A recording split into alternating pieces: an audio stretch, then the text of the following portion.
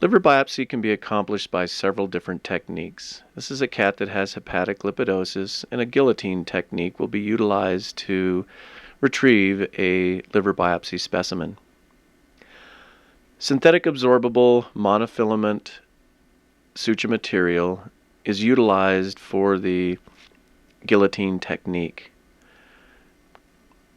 When you've tied your suture using the guillotine technique, leave the ends long so that you can use them as a marker to ensure that when you amputate the biopsy specimen, that you will not inadvertently amputate the ligature that's holding the vessels. After cutting the suture, examine the surface for hemorrhage. Mild hemorrhage is normal.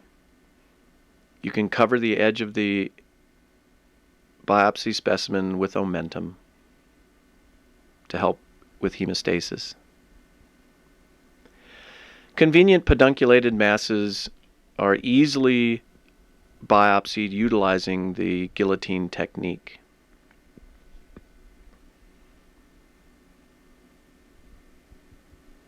However, on occasion you may be presented with a case that does not have a convenient pedunculated marginal specimen or area to biopsy.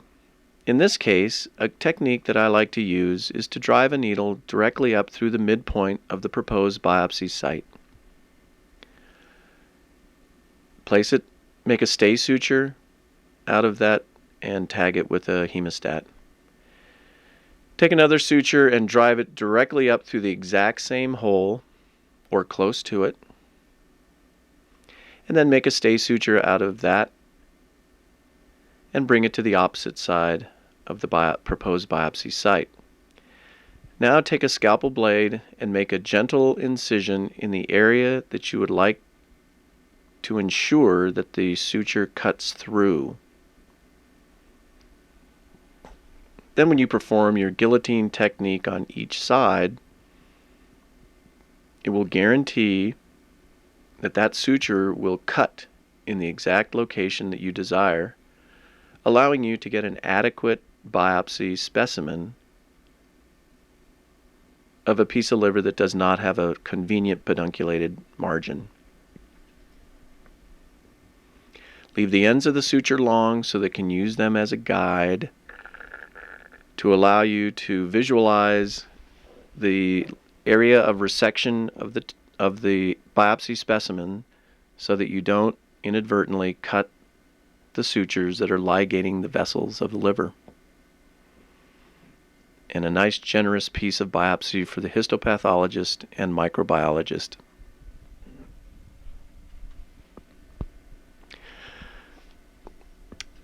Cut the suture ends, and if there is hemorrhage along the cut surface of the liver, gentle coagulation can be very helpful.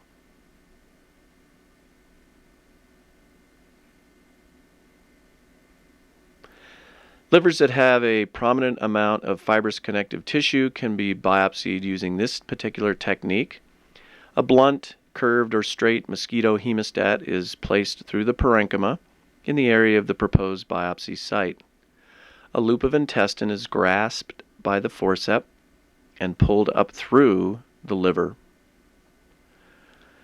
The loop is cut, and you now have two stay sutures, similar to what we had in the previous case. These sutures are then cut using or tied using a guillotine technique and the biopsy specimen removed. Occasionally you will have situations where a surface lesion is enough towards the hilus that it is not convenient to do an amputation using a guillotine. In these situations, a keyhole punch biopsy technique is ideal. The keyhole punch biopsy is placed into the area of the lesion, twisted back and forth until it cuts the piece of liver. The small biopsy specimen is removed, and as many biopsies as necessary can be taken from specific areas of the liver. The trade-off on this particular technique is that the specimen is very small.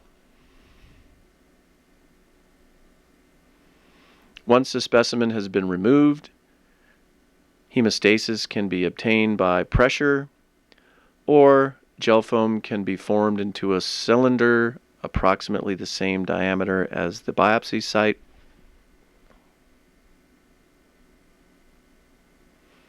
And placed inside the interior of the biopsied area, and this will help provide hemostasis.